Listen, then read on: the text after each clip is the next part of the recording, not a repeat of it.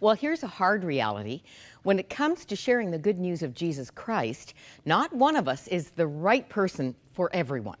When I pray for my spiritually unresponsive loved ones, I ask the Lord to send into their lives the most compelling, winsome, godly example of someone living the abundant life He died to give them, a friend, a peer, a boss, a stranger.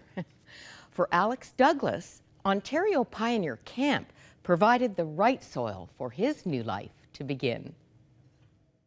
Growing up in a Christian home, attending church, the gospel wasn't foreign to me, but hearing it fresh from new perspectives in a new context certainly touched my heart and awakened me to what Jesus wanted to do in my life. We often say that camp is like a bubble because it is its own sort of self-contained community, and it's not necessarily a direct reflection of what we'll find elsewhere in life, but it doesn't make what happens there any less true. And it is a community of people who are bound together for their love for the Lord, for their desire to see the gospel spread into young lives, flourished into real relationships.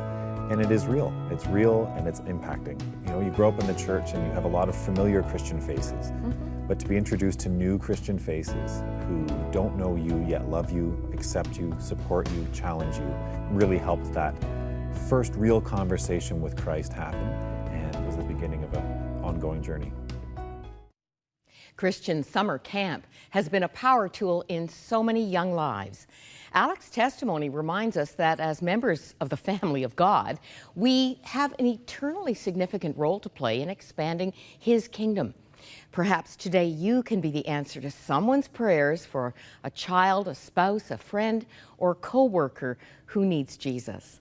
I have a wonderful story in the June issue of our Compass magazine. 3 generations are enjoying God's best, living for Him, because a woman named Marcia said to her needy friend Evelyn, "Watch 100 Huntley Street. It's on every weekday morning, and you'll hear lots of encouraging testimonies of people's lives being changed when they are born again."